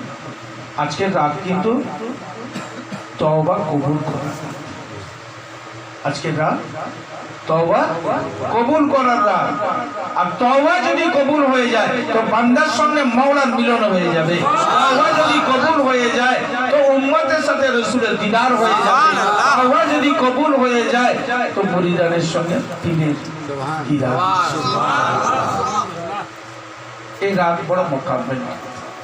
এই রাতে দোজাহানের আকা মা আয়েশা সিদ্দিকের ঘরে ছিলেন। সেই দিন এই সাবানের চাঁদের 14 তারিখে হঠাৎ মা আয়েশা সিদ্দিকা বলছেন যে আমি শুয়ে আছি, এমন সময় একটা গায়ে চাদর ছিল, ওনার স্বামী স্ত্রী দুজনে শুয়ে আছেন, একটা চাদর ছিল, চাদরের কিছু অংশ আমার ভিতরের দিকে ছিল। এমন সময় আল্লাহ রাসূল উঠলেন, মাঝ রাতে উঠে কি করলেন, চাদরটাকে আস্তে আস্তে টানলেন। মা আয়েশা সিদ্দিকা রাদিয়াল্লাহু তাআলা বলছেন আমার ঘুমটা ভেঙে গেল। ঘুমটা ভেঙে যেতে আমি দেখি যে আল্লাহ রাসূল নিতে চাইছেন, আমি কিন্তু হাত দিয়ে জোর করে চেপে ধরলাম যাতে করে না নিতে পারে। আল্লাহ রাসূলের এই পবিত্র চাদর আমি জড়িয়ে শুয়ে থাকবো, এটাই আমার কাছে সবচেয়ে বড়। এমন সময় আল্লাহ রাসূল দয়ার নবী দেখলেন যে জোরে যখন টানছি, আয়েশা যখন ধরে আছে, ছাড়ছে না, আল্লাহর নবী তখন আয়েশার গায়ে চাদরটাকে ভালো করে দিয়ে খালি গায়ে ঘর থেকে বেরিয়ে গেল। মা আয়েশা সিদ্দিকা রাদিয়াল্লাহু তাআলা বলছেন যে আমি উঠে পড়লাম। আমি উঠে পড়ে দেখি যে আজকে তো আমার ঘরে থাকার কথা, এত রাতে দয়ার নবী কোথায় যায়? তাহলে কি অন্যান্য যে বিবি আছেন সেখানে কি যাচ্ছেন? এটা একটা মেয়ে ছেলে হিসাবে এটাই স্বাভাবিক মনে করা। তা হযরতে মা আয়েশা সিদ্দিকা রাদিয়াল্লাহু তাআলা বলছেন যে আমি আল্লাহ রাসূলের গুরুত্ব বজায় রেখে লক্ষ্য রাখতে লাগলাম যে আল্লাহর নবী কোথায় যান। আমি ওই চাদরটা আমি দূর থেকে দেখি যে আল্লাহর নবী কবরস্থানের দিকে যাচ্ছে। আল্লাহর নবী কবরস্থানের দিকে যাচ্ছে। আমিও আস্তে আস্তে গেলাম, আল্লাহর নবীকে দেখি ওখানে ওই যে আল্লাহর নবী জিয়ারত করছে। জিয়ারত করে চিক দিয়ে কেঁদে উঠলেন, দোয়া করলেন। আল্লাহর নবী বেরিয়ে আসবেন, আমি দেখে দৌড়াতে লাগলাম যে আমাকে দেখে না ফেলে। আমি তাড়াতাড়ি যে বিছানায় শুয়ে পড়লাম, আর যে চাদর ছিল চাদরখানা যেভাবে ছিল ওইভাবে রেখে আমি শুয়ে পড়লাম। কিন্তু দৌড়ানোর কারণে আমার শ্বাস, দৌড়ালে কি হয়, একটা জোরে জোরে নিঃশ্বাস পড়ে না, পড়েনি? এমন সময় আল্লাহর নবী ঘরে ঢুকলেন। ঘরে ঢুকে বললেন, আয়েশা, তোমার এত জোরে জোরে শ্বাস পড়ছে কেন? কি তোমার শরীর খারাপ? মা আয়েশা সিদ্দিকা রাদিয়াল্লাহু তাআলা আনহা বললেন, ইয়া রাসূলুল্লাহ, না, আমার শরীর ঠিক আছে। তো আয়েশা, তুমি এত দৌড়াবার কি কারণ? এত দৌড়ানোর কারণটা কি? তুমি চাদর ছাড়লে না বলে আমি রেখে চলে গেলাম, তুমি আমার পিছনে পিছনে গেলে, তা যখন যেই পড়লে তা তুমি তো আমার সঙ্গে আসতে পারতে, তুমি অন্ধকারে ভাবে ছুটলে কেন? তুমি কি জানো না আল্লাহর নবী পায়, আল্লাহর নবী সামনেও যেমন দেখতে পায় পিছনেও তেমন দেখতে পায়। আয়েশা বললেন, ইয়া রাসূলুল্লাহ, আমার ভুল হয়ে গেছে, আমার অন্যায় হয়ে গেছে। আমি মনে করেছিলাম যে আপনি হয়তো অন্য কোনো বিবির ঘরে হয়তো যাচ্ছেন, কোথায় যাচ্ছেন তাই দূর থেকে আপনাকে ফলো করছিলাম, কিন্তু ইয়া রাসূলুল্লাহ, আপনাকে এইভাবে কাঁদতে আমি, আপনি অমন করে কাঁদছিলেন কেন? বললো, আয়েশা, তুমি কি জানো আজকে কি রাত? শাবানের 14 দিনগত রাত্রি, 15 তারিখের রাত। আজকে শাবানের 15 তারিখের রাত। আজকের রাতে আল্লাহ পাক রব্বুল আলামিন সকলের তওবাকে কবুল করেন আর সকলের উপর রহমত বর্ষণ। সুবহানাল্লাহ। আয়েশা সিদ্দিকা রাদিয়াল্লাহু তাআলা বলেন, ইয়া রাসূলুল্লাহ, তাই যদি হয় আপনি আমাকে তুললেন না? বলে, আয়েশা, তুমি তো জেগেই ছিলে, তুমি তো আমার চাদরটাকে চেপে ধরেছিলে, আমি অনেকটা টেনেছিলাম, তুমি যখন ছাড়লে না আমি চলে গেলাম। ইয়া রাসূলুল্লাহ, রাত এখনো অনেক বাকি, আমি কি নামাজ আদা করতে পারি? আল্লাহর নবী বললেন, পানি নিয়ে এসো, তুমিও উযু করবে, আমিও উযু করব, তুমিও আল্লাহর কাছে ইবাদত করবে, আমিও ইবাদত করব। সেই রাত আজকে, এটা হাদিস পাকে এসেছে, বুঝতে পেরেছেন? তাহলে এই রাত মোকাম্মেল রাত কিভাবে? আরেকটা কথা, আজকের ইবাদতটা হচ্ছে নফল, যেটা মেজর সরকার বলছিলেন, নফল ইবাদত। হযরত আমির খসরু রাদিয়াল্লাহু তাআলা আনহু রাহমাতুল্লাহ আলাইহি বলেছিলেন, দিল্লির বুকে শুয়ে আছেন, হযরত নিজামউদ্দিন আউলিয়া রাহমাতুল্লাহ আলাইহি খলিফা প্রিয়, তিনি হলেন আমির খসরু রাহমাতুল্লাহ আলাইহি। তিনি বলেছিলেন, আমার পীরের শান তোমরা শুনতে চেও না, আমার কাছে জানতে চেও না, আমার পীরের মাজারটাকে দেখো আর হাতটা তুলে দাও। আমার পীরের মাজারের জালির ওসিলায় 40,000 লোকের সাফাই হলো। কে বলেছেন? আমির খসরু রাহমাতুল্লাহ আলাইহি কিতাবে পরিষ্কার লেখা আছে। সেই লেখাটা, হাতের লেখা কিতাবটা এখনো নিজামউদ্দিন আউলিয়া রাহমাতুল্লাহ আলাইহি যে কমিটি আছে তাতে রাখা আছে। আমির খসরু পুরুষের দিলে সেটা বের করে দেখানো। তা আমির খসরু বলছেন যে আমার পীরের মাজারের শান যদি এত বড় হয়, আমার পীরের শান আর সওকাত তাহলে কত? সুবহানাল্লাহ।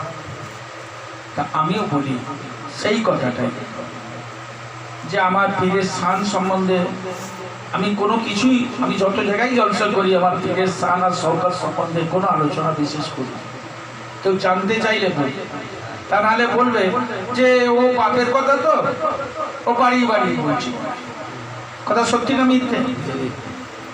আমরা কিন্তু কিতাব পড়েছি, এই কেতাবে আমি দেখেছি যে দোয়া করেছেন বাচ্চা হয়েছে, বাজা মেয়ের বাচ্চা হয়েছে। কাজা সাহেব দোয়া করেছেন ল্যাংড়া ভালো হয়ে গেছে। অমুক অলি দোয়া করেছেন এই ঘটনা। হ্যাঁ বাবা, এই কথা আমরা কেতাবে পড়ি না পড়িনি, জলসায় শুনি না শুনিনি। আচ্ছা আজকে কিন্তু এখানে যত মানুষ আছে, একটা মানুষ দাঁড়িয়ে বলতে পারবেন কোন আল্লাহওয়ালার এইরকম কেরামতি সামনে আমরা কেউ দেখেছি? সবাই তো ফোটানি করে। আজকের যুগে এখানে আমরা যতজন বসে আছি, কেউ সামনে দাঁড়িয়ে বলতে পারবেন যে আমরা কেউ দেখেছি? আমার মনে হয় বলার লোক নেই। কিন্তু এখানে যারা অনেক আমরা আছি, আমরা কিন্তু সামনে হামিদ স্যার, শান আর শওকত কেরামত আমরা অনেক হাজার হাজার দেখেছি। না কথাটা মিথ্যে কথা? আপনারা জানেন এই যে মানুষটা বসে আছে, এনার বাড়ির পাশ লেকপাড়ায় মুস্তাক সাহেবের বোন কাঁটাবেড়িয়ায় এখন মেম্বার। 13 বছর বাচ্চা হয়নি, বিয়ে হয়েছে এক ওল্ড এজে, অনেক বয়স হওয়া পর এক বিয়ে হয়েছে 23-24 বছরে, আবার 13 বছর বাচ্চা হয়নি, অর্থাৎ 33-34 হয়ে গেছে। সমস্ত মেডিকেল ফেল হয়ে গেল, লাস্টে ডিক্লার দিয়ে দেওয়া হলো মেডিকেল থেকে যে বাচ্চা হবে না। বয়স হয়ে গেছে, মোটা হয়ে গেছে, পেটে চর্বি জমে গেছে এবং ওভার যে ঘর আছে সেটা সব প্রবলেম আছে, বাচ্চা জন্ম। সেই মানুষটা স্বামী স্ত্রী, আপা হুজুর তখন ওই ঘরটায় থাকতেন, এই এখানে থাকতেন, সরি যেখানটা দেখছেন এই যে পাঁচিল তো আছে মাজারের সামনে, এটা পুরানো আপা হুজুরের খানকা ছিল, এইখানটাই থাকতেন। তখন এটা খোলা ছাউনি ছিল। তো ওই ভদ্রমহিলা আর ভদ্রলোক কাঁটাবেড়িয়া, এখানে আমিনুদ্দিন মমিনুদ্দিন আছে, হ্যাঁ এনার হচ্ছে ভাগ্নি জামাই হবে সম্পর্কে, যে এনারা বসে আছে এনার নিজের ভাগ্নি জামাই, এনার বাড়ির পাশে পাড়ার পাশে। 7 থেকে 8 মাস, 6 থেকে 7 মাস কমপক্ষে।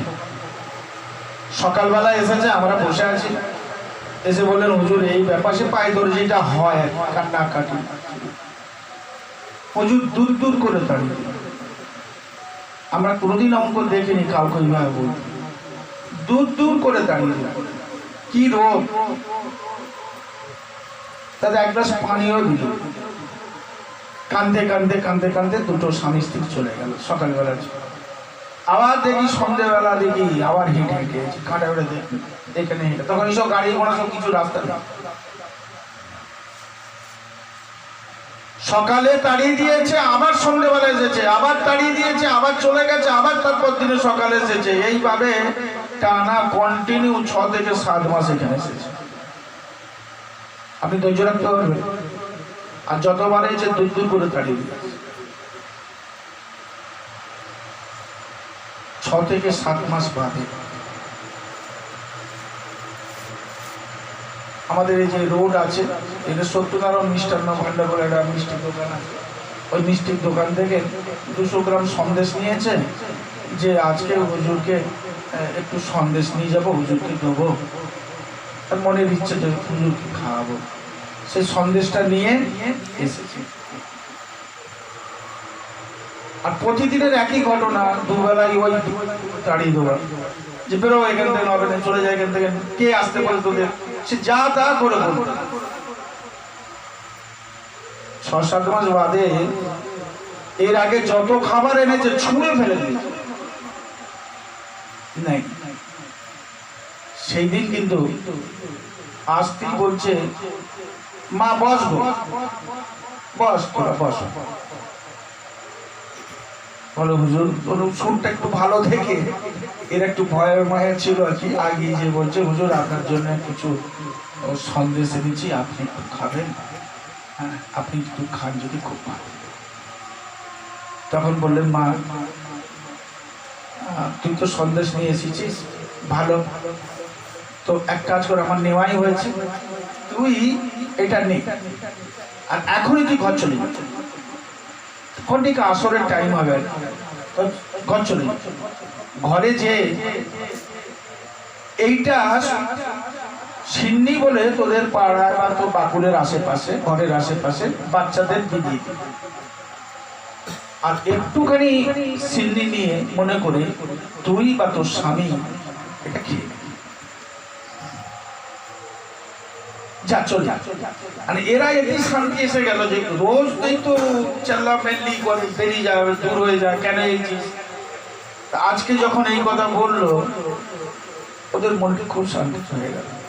ওরা সঙ্গে সঙ্গে সালাম করে চলে গেলেন। চলে যাওয়ার পরে ওই মাসে ওই সপ্তাহতেই মেয়েটি প্রেগনেন্সি,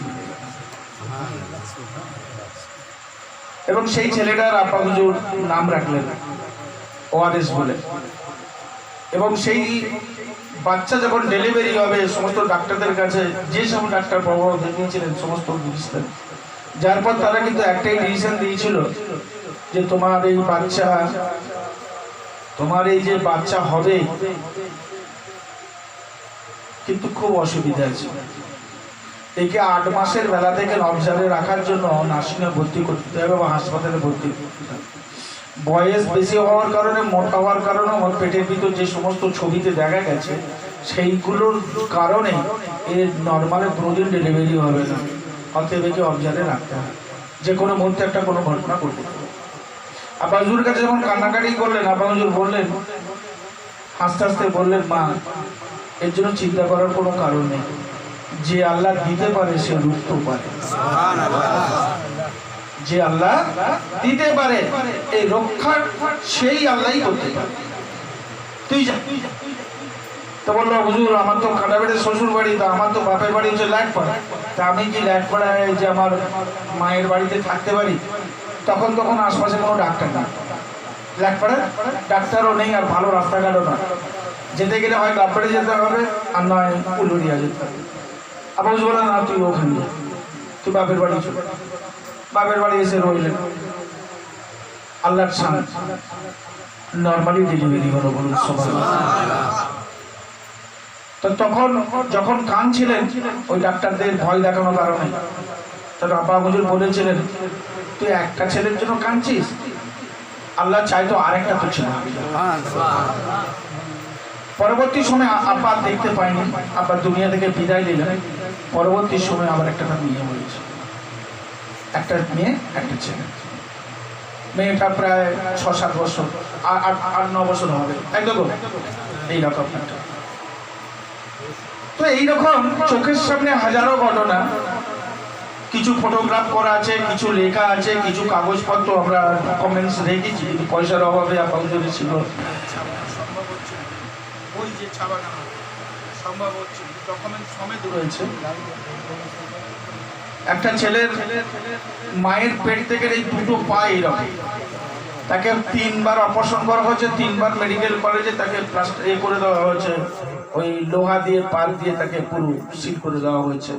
3 বারই যখন করা হয়েছে 3 বারই আবার ভেঙে গেছে। ফলে লাস্টে মেডিকেল কলেজ থেকে বলা হলো যে আর কিছু করা যাবে না, এটাই থাকবে।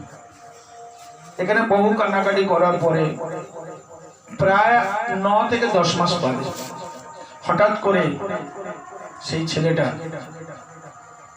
পাটা সোজা হয়ে এবং চিৎকার দিয়ে যখন কেঁদে বললো, তার মা বাপ উঠে পড়েছে যে কেন তুই কাঁদছিস? তো বলছে, মা এই চিৎকার দিয়ে কান্নার আওয়াজ হচ্ছে, এটা খুশির কান্না, আমার পা ঠিক হয়ে গেছে। কি করে ঠিক হলো? কি এমন বললো? বললো, মা তুমি যেখানে আমাকে নিয়ে যেতে 8-9 মাস যে নিয়ে যাচ্ছ, কান্নাকাটি করছো করতে, সেই তুলসীবিড়া দরগা শরীফের মাজার পাককে আমি দেখেছি, সরকারকে তো আমি দেখিনি। আমি দেখলাম শুয়ে আছি, যে ওই মাজার পাক থেকে যেন সরকার বেরিয়ে এসে আমার পায়ে হাত বুলোচ্ছে, বলছে, ভাই তোর পায়ে কি হয়েছে? কিচ্ছু হয়নি বলে আর বিসমিল্লাহির রহমানির রহিম বলে যখন হাতটা দিয়ে বুলাচ্ছে, বুলাতে বুলাতে দেখি যে আমার পা ঠিক হয়ে গেছে। আর উনি যখন চলে যাচ্ছেন আমি তখন বলছি, দাদাজি আমি তো আপনাকে চিনিনি, আপনি ওই জায়গা থেকে যখন এসেছেন আপনি ওইখানকার লোক হবেন, আমার আব্বা আম্মাকে ডাকছি আপনি একটু দাঁড়ান। কি এই বলে আমি উঠে পড়েছি, উঠে পড়ে দেখি যে ঘর অন্ধকার, উনি চলে যাচ্ছেন। আমি চিক দিয়ে কেঁদে উঠেছি, চিৎকার দিয়ে উঠেছি, যাতে করে তোমরা সরকারকে ধরতে পারো। তো বাম্মা জড়িয়ে ধরে কান্দেন। ঘাটালে ছেলে মেয়েটির বাপের বাড়ি হচ্ছে এই সাইডে, এবং তার একটা সম্পর্কে কাঁটাবেড়িয়া থেকে একটু পাশে তার একটা বোন এখানে থাকে। যাই হোক, তো সেই সমস্ত ডকুমেন্ট, তার phone number, tone number, hand সমস্ত কিছু আমাদের কাছে আছে। তো এরকম ঘটনা বলতে বলতে তো এরকম সারা রাত পুইয়ে যাবে। আমরা এমন একজন নাইবে রসুলকে দেখেছি, আল্লাহ ওয়ালাকে দেখেছি, ঘটনা কিন্তু বইয়ে আমরা অনেক কিছু পড়েছি, অনেক কিছু বলেছি, চোখের সামনে ঘটনা কিন্তু আমার মনে হয় খুবই কম দেখা গেছে। না, কথাটা সত্যি না মিথ্যে?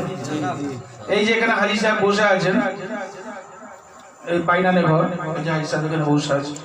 হাজি সাহেব দুনিয়া দেখেন যেদিন চলে যাচ্ছে, সকালবেলা হাজি সাহেবের সঙ্গে কথা হচ্ছে এই ঘরটা। আব্বা হুজুর বসে আছেন, হাজি সাহেব বসে আছেন। এমন সময় কি করেছে বললেন, এই বললো যে আমার কাজ আছে, আমি চলে যাবো। বললো, হ্যাঁ তুই এতক্ষণ যখন বসে রইলি, আর কিছুক্ষণ বাজে তো দুপুর হয়ে যাবে, তো তুই একটু খাওয়া দাওয়া করি জানা। তো বললো আচ্ছা ঠিক আছে, আপনি যখন বলছেন আমি খাওয়া দাওয়া করি। এই সামনেই বসে আছে। তো ওই গেল খাওয়া দাওয়া করার জন্য, ঘরে যা ছিল এনে দিলেন, ও খেলো। হাজি সাহেব খাওয়ার পরে বলছে, হুজুর তাহলে আমি এবার চলে যাই। বলছি এত তাড়াতাড়ি চলে যাবি? একটু বস। যাবি এখন? বলে না হুজুর আমার কাজ আছে, যে আমাকে যেতে হবে। যে এই করতে করতে প্রায় 4টে, তখন এই 3:30 সময় তোর বলছে না হুজুর আর থাকা যাবে না, আমাকে যেতে হবে। বলে তুই যেছিস, আবার আসতে হবে, কি করতে হবে? বলে কি করতে হবে আবার কেন আসবো? আমি তো আপনাকে কথা দিলাম যে আমি কালকে আসবো। কি একটু বসে গেলে ভালো হতো নি রে বাবা? বল না হুজুর আমাকে বসলে হবে না, আমাকে যেতে হবে। তবে বলে কি করলো, হাজি সাহেব পাশে উঠলেন, আর কোন গেছে সরকার দুনিয়া থেকে চলে গেল। খবর দেওয়া হলো, পাগলের মতো সব এলেন, এই সামনেই বসে আছে। কি এই মাস্টারজি ওখানে বসে আছেন, মাস্টারজিও জানে যে আব্বা হুজুর, আমরা তখন এখানটা বসে আছি, আব্বা হুজুর ওইখানে আছেন। তো তার আগের রাতেতে, অর্থাৎ সোমবারে উনি পর্দা নিলেন, রবিবার দিনে বললেন যে একটু মিষ্টি নিয়ে এসো। তো মিষ্টি আনা হলো, সেই মিষ্টিগুলোকে ফাতেহা করা হলো। ফাতেহা করে বললেন সকলকে দেবে, আর যারা যারা আছে সকলে খেয়ে নাও, বাড়ির যেন সকলে এই ফাতেহার মিষ্টি খায়। খাওয়া হলো, আর সেই ফাতেহার সময় দোয়া করলেন, আল্লাহ সারা বিশ্বের মানুষের তুমি কল্যাণ করো, যারা আমার মুরিদ আছে আল্লাহ আমি তোমার হাওলায় করে দিয়ে গেলাম। তখনই কিন্তু একটা ইঙ্গিত হয়ে গেছিল যে সরকারটা থাকবে না। তার 3 দিন আগে জুম্মার দিন যেদিন ছিল, সেই জুম্মার দিনে আমরা বুঝতে পেরে এখানে আজরাফ সাহেব ইমামতি করতেন, নিশ্চয়ই আপনারা জানেন, সাহেব বাবু দেখেছেন, মাস্টার দেখেছেন। তো ওনাকে বললাম যে সরকার থাকবে না, তাড়াতাড়ি এই খাটিয়ার ব্যবস্থা কর। উলবেড়ে এমার্জেন্সি ভাবে 3 দিনের মধ্যে এই খাটিয়া দেওয়ার সমস্ত ব্যবস্থা করা হলো। যেদিন সরকার চলে গেলেন, সেই রাতে খাটিয়া তৈরি। আর সরকার সোমবারে যে যাবেন, এটা 2 বছর আগে আমরা 26-27 জন এই ঘরটার মধ্যে ছিলাম, বসেছিলাম, সবার সামনে বলে দিয়ে গেলেন যে আমি সোমবারই যাব। বলে দিয়ে গেলেন এমন সময় যাব না শীত থাকবে না গরম থাকবে। এটাও বলে দিয়ে গেলেন যে আমার প্রিয় মাস মুহররম মাস। আবার বলে দিয়ে গেলেন এটাই যে মুহররম 4 তারিখ থেকে শুরু হয়েছিল, জানেনই আল্লাহ আমার ভাগ্যে কি রেখেছে। সেই 4 তারিখই ঘুরল। চৌঠা ময়দান, প্রতিটা কথা, প্রতিটা মুহূর্ত, প্রতিটা দিন, প্রতিটা সময় নির্দিষ্ট ভাবে বলে দিয়ে গেল। যে মানুষ তার মাস থেকে সময় দেখেন এবং বার থেকে বলে দিতে পারেন, সেই মানুষটা কি মনে হয় আমার মতন আমলো? বাবা, এই তার দরবারে বসে আছি। আমরা দুনিয়া বহু পীরেদের সঙ্গে মিশেছি, বহু খানকায় গেছি, বহু আল্লাহ আমাদের ঘুরিয়েছে, সারা ভারতবর্ষ ঘুরছি, কিন্তু চোখের সামনে মাঝে যান, চোখের সামনে কেরামত, আল্লাহর অশেষ রহমত আমাদের দেখার সৌভাগ্য হয়েছে। কথা সত্যি না মিথ্যে? একটা কথা বলি, আব্বা হুজুর একা থাকতেন এইখানে,